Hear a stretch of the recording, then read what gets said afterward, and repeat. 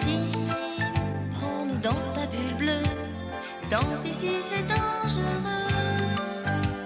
Quand on a seulement 10 ans, souvent on voudrait bien être plus grand. Faut partir en avion en s'envolant d'un coup de vent. Tout là-bas vers l'horizon. Allons ensemble nous promener et faire le tour du monde sans nous presser. Il y a tant d'amis qu'on a envie de rencontrer. Clémentine va nous guider. Allons ensemble nous promener et faire le tour du monde sans nous presser. Il y a tant d'amis qu'on a envie de rester. Il y a tant d'amis qu'on a envie de guider. Allons ensemble nous promener et faire le tour du monde sans nous presser. Il y a tant d'amis qu'on a envie de rester. Il y a tant d'amis qu'on a envie de guider. Allons ensemble nous promener et faire le tour du monde sans nous presser. Le sinistre Molâche. Nous sommes en 1925 à Villacoublay. Et pour Clémentine, cette belle journée de printemps est une journée comme les autres. Pourtant, à partir d'aujourd'hui, rien ne sera plus pareil. Pour la première fois, Clémentine va croiser la route de son futur et terrifiant ennemi, Malmotte. Le premier envoyé de Malmotte se nomme Molâche, mais d'autres viendront qui traqueront Clémentine jusque dans les contrées les plus reculées de la Terre. Les incroyables aventures de Clémentine ne font que commencer.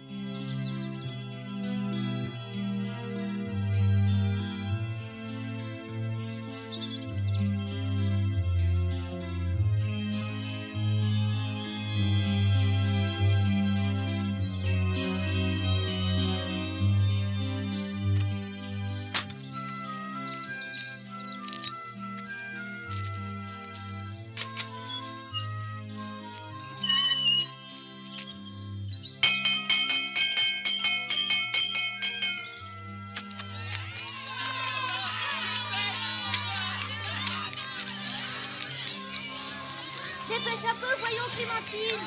Oui, une seconde, j'attends mon petit frère. Oh, petit boy, il est au coin avec le bonnet d'âne. C'est bien fait pour lui. Et il est pas prêt de sortir.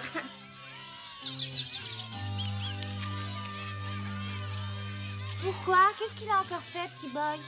En classe, il a lâché une véritable escadrille de coccinelles pendant la dictée. Et regarde le chignon de la maîtresse. C'est un vrai aérodrome pour coccinelles.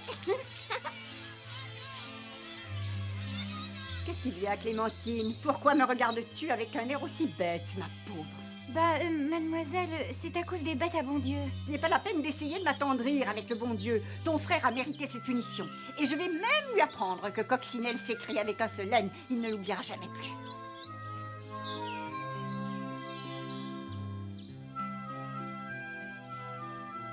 Oui, mademoiselle, Coccinelle s'écrit avec un seul N, mais ça vole avec 2 ailes, et elles sont pas les seules.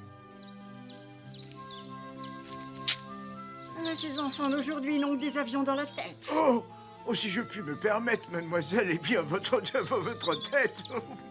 Je peux savoir ce qu'elle a ma tête, monsieur Pluche. Vous allez me dire qu'elle vous dérange, peut-être. Oh, mais pas du tout, mademoiselle. Petit boy, et ton bonnet d'âne, veux-tu le remettre tout de suite?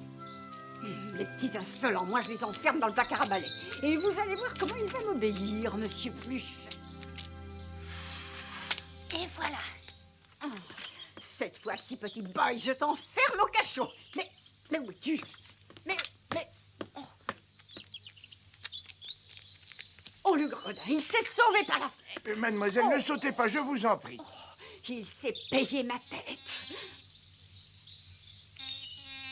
Oh, incroyable. Et il vole. Je n'ai jamais vu ça. À votre âge, monsieur Pluche, vous avez certainement déjà vu des avions en papier.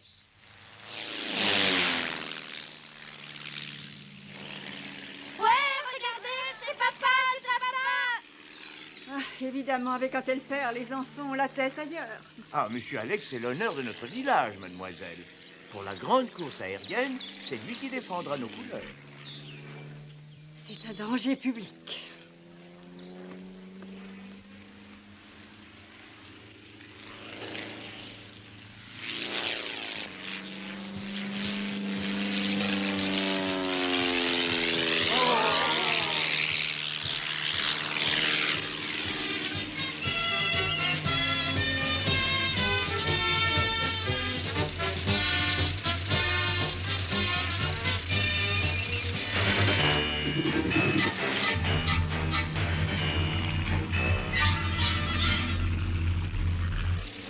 Habitants de Villa Coublet, écoutez-moi. Le cirque Molage a l'immense plaisir et le grand honneur de vous présenter un engin absolument unique au monde. Une machine à pulvériser tous les records.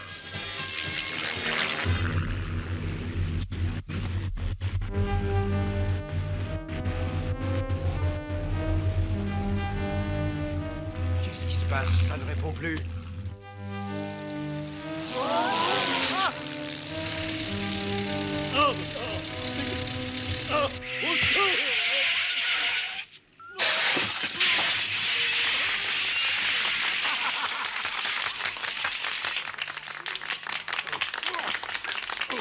Bravo, bravo, ça c'est un record fabuleux. Je parie que jamais un avion n'est monté aussi vite en haut d'un arbre. Petit gredin, qu'est-ce que tu attends? Secoue-toi, apporte-moi une échelle. Oh, oh, ça va, oh. Record de descente rapide. Voilà l'échelle. C'est pour remonter, je suppose, monsieur. Je fais partie des sapeurs-pommiers. Oh. Dans mon cirque, il y a des cages pour les petits singes qui sont mal dressés. Vous allez lâcher mon frère, espèce de gros plein de soupe. Lâchez-le. Sale crapaud.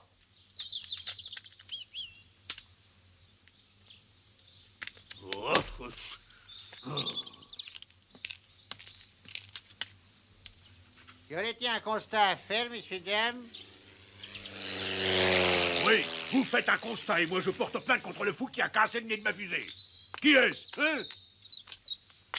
C'est mon père. Il s'appelle Alex et il n'a pas fait exprès. Excusez-moi, monsieur le directeur, vous avez la clé de la réserve. Le pauvre Pilou est très malade. Il lui faut du lait.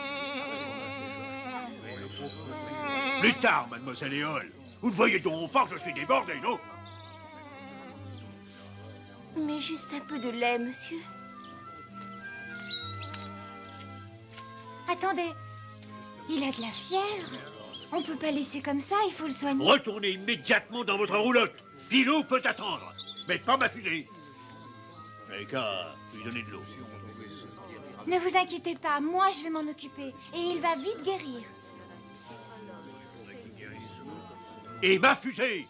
Est-ce que quelqu'un va daigner s'en occuper? Vous, ça suffit comme ça. Je vais en parler à mon père. Et il la fera réparer, votre fusée. Comment peut-on être aussi cruel que vous et diriger un cirque? Ça, moi, je ne le comprends pas. Allez, tu viens, petit boy?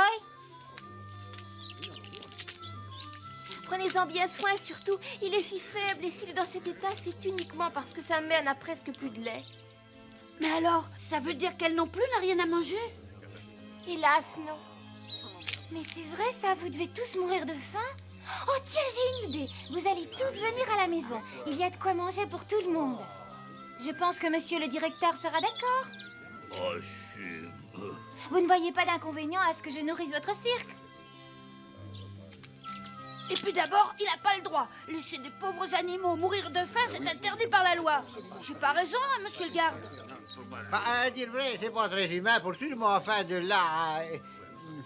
Alors, on y va. Venez avec moi, c'est pas très loin d'ici.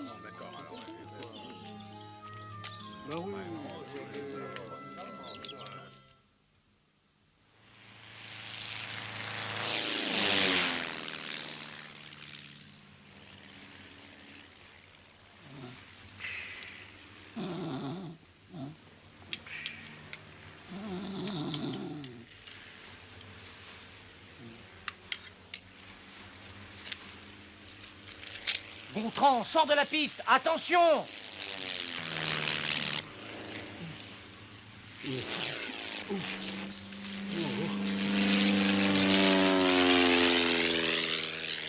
Non, mais pour qui me prennent-ils? Je suis peut-être sourd, mais pas aveugle.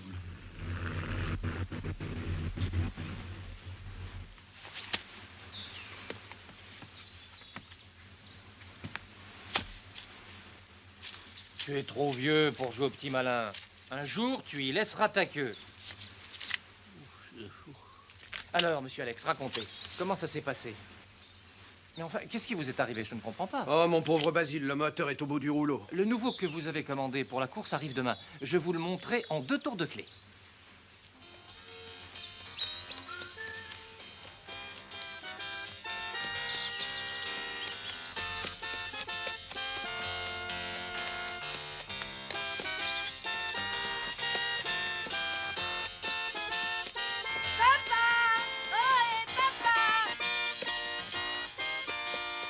crois que vos enfants se sont fait des amis.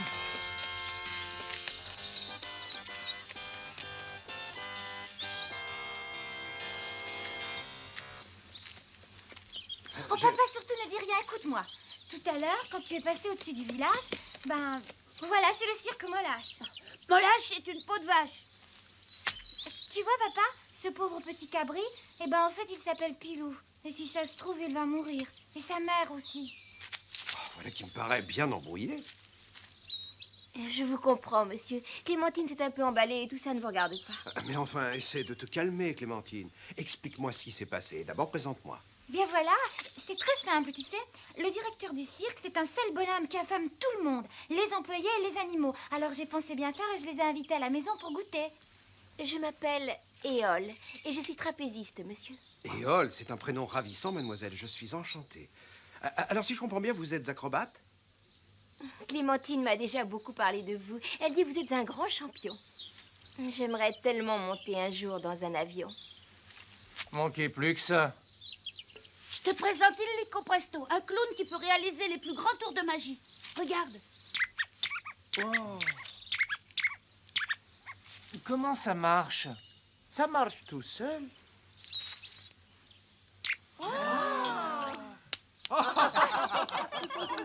Lui, c'est mieux Liton. Alors, papa, c'est d'accord? Ah, mais bien sûr. Allez, tout le monde à table. Il faut les excuser. Quand on parle de table, ils n'écoutent que leur ventre.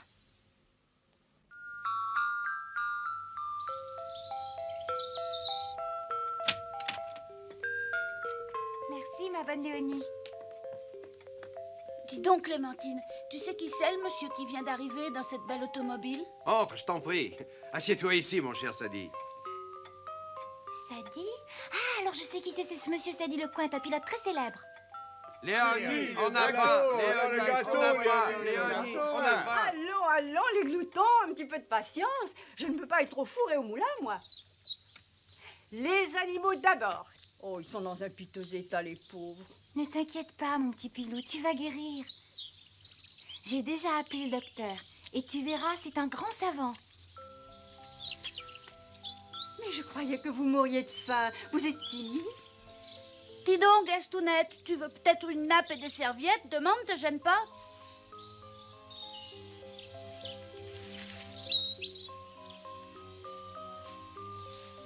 Qu'est-ce que vous attendez pour manger? Du sel et du poivre?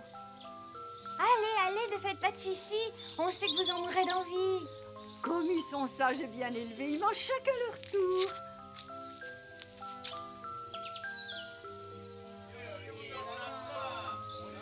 Voilà, pas d'affolement, j'arrive.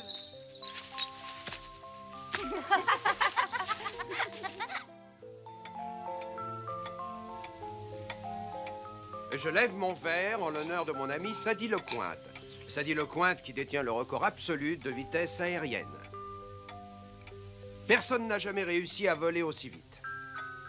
Pour l'instant seulement. Mais attention, parce qu'avec un moteur dernier cri, un mécano comme Basile et un pilote comme toi, je ne vais pas dormir tranquille, moi. Monsieur Alex a englouti toutes ses économies. Moi, je trouve que c'est de la folie. Eh bien, vive la folie! Oh, j'ai du mal à atterrir. Où sont mes lunettes? Oh, monsieur Pluche, il faut vous faire une raison. Vous êtes vraiment myope. Vous ne volerez jamais plus haut que votre estrade, surtout avec des lunettes en chocolat. Vive tout ce qui vole et que le meilleur l'emporte. Oh, tout ce qui vole, quelle horreur! Qu'est-ce qui te prend, Gontran? Je t'ai vexé? J'ignore pourquoi, mais Gontran, qui a passé sa vie sur un terrain d'aviation, déteste les avions. Il les accuse de l'avoir rendu sourd. Qu'est-ce que vous diriez si on dansait? Ah oui, on pourrait peut-être faire jouer le gramophone, vous êtes d'accord? Oui, voilà. Allons-y. Oh, il est cassé. Dommage. Mademoiselle Léonie, si j'avais été pilote comme ces deux héros, est-ce que vous auriez accepté de vous marier avec moi? Ah, vous êtes un brave homme, monsieur Pluche. Mais depuis que la maman des enfants est morte, j'ai décidé de consacrer ma vie à ces petits. Alors pour votre brevet de pilote, nous verrons plus tard, quand ils seront grands. Moi, je vais danser avec mon papa.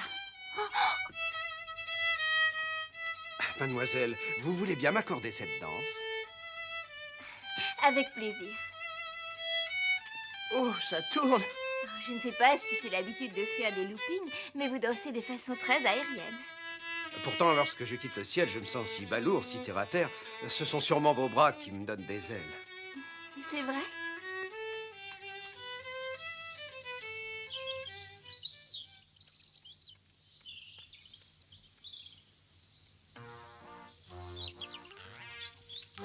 Dites donc, mon grand, vous êtes le chat de la maison?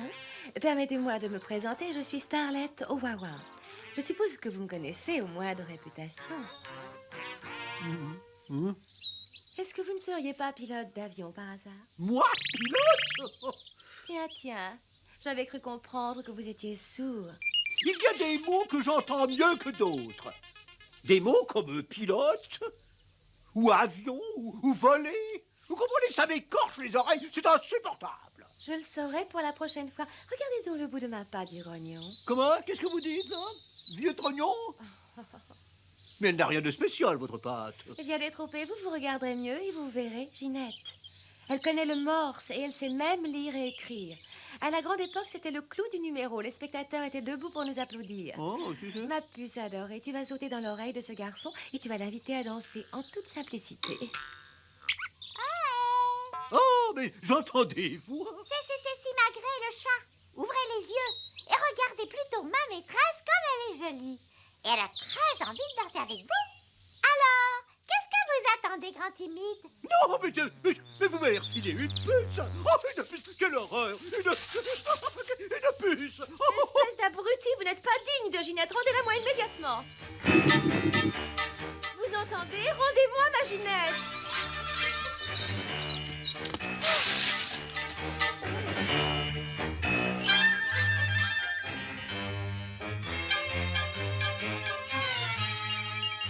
Alors, Starlet, quand le chat n'est pas là, on fait la fête.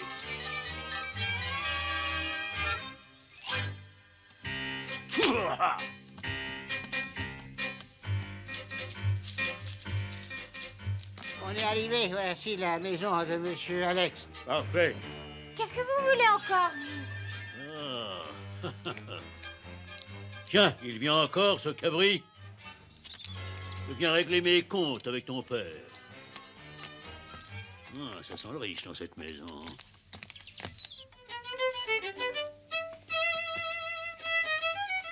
Je vous le répète, vous pourrez rester chez nous tant que vous voudrez. Je vous donnerai des cours d'aviation et vous me donnerez des cours de voltige. Oh, excusez-moi. Je ne vous dérange pas. Non, je vous en prie, entrez. Ah. Tiens, qu'est-ce que vous fêtez? Mon accident? Mais quel accident? Allons, ne jouez pas les étonnés.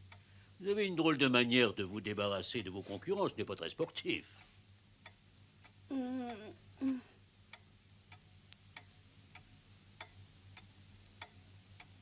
Bah voilà, papa, on voulait pas te gâcher la fête et on pensait te le dire un peu plus tard. Oui, c'est pourtant bien vrai, Monsieur Alex, vous avez causé de rudes dégâts à l'engin de monsieur, vous avez fait un rase-motte au-dessus du village et patatras, monsieur est tombé dans les pommiers. J'ai mis toute ma fortune dans cette fusée. La course a lieu dans 2 jours. Je ne pourrai jamais réparer. Basile est un excellent mécanicien. À nous deux, nous ferons tout pour que vous soyez prêts à temps. C'est un engin secret. Moi, ce que je veux, c'est de l'argent. Beaucoup d'argent. Mais... Bon, très bien, monsieur, je paierai. Je passerai vous voir demain dans la matinée. Voilà ma note. Je vous attendrai. Mais c'est très cher. Très cher? Oh, mais rien n'est trop cher quand on a tout sacrifié pour la gloire. Regardez-moi, pour réussir, je me suis privé de tout. J'ai dû sauter des repas, je suis devenu maigre comme un coucou.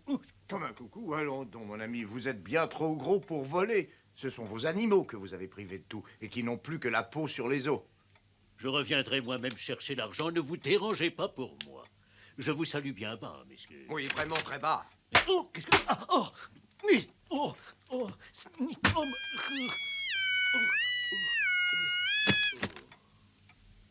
Ah, docteur, nous vous attendions. Je vois ça. Bonjour, Alex. J'ai du mal comprendre. Je croyais que mon malade était un petit cabri. Oui, il est dans le jardin. Venez avec moi, docteur.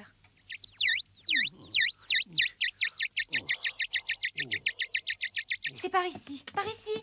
Il est dans un bel état. Débarrassez-moi le plancher, vilain crapaud. Vous sentez mauvais, vous salissez le tapis.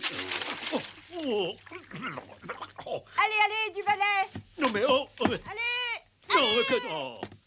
Oh, si j'avais mon fouet. Ben justement, vous ne l'avez pas. Oh. Allez. Dehors. Oh, oui, oui, bah oui. Allez, allez. Oh, mais... Et plus vite que ça.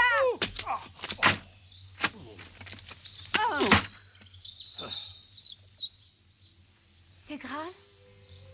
Il est fatigué. Il ne mange pas assez. Alors il est très fatigué. Mais il y a de l'espoir. Il y a surtout l'espoir de le voir s'endormir gentiment au chaud dans tes bras. Tiens, Clémentine, serre-le doucement contre toi. Il sentira ton cœur, ça le réchauffera pour partir. Mais un espoir. Je veux juste un espoir, c'est tout.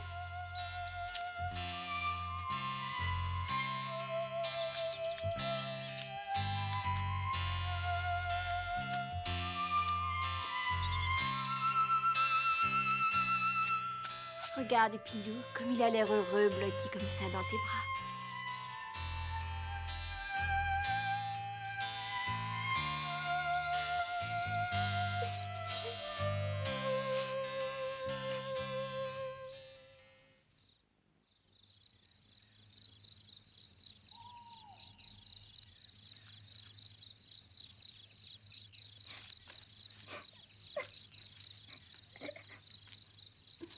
Adieu, mon pauvre Pilou. Adieu. Chut, méritons. Ne le grondez pas, monsieur Lico. C'est lui qui a raison. Jouez-nous donc un petit air.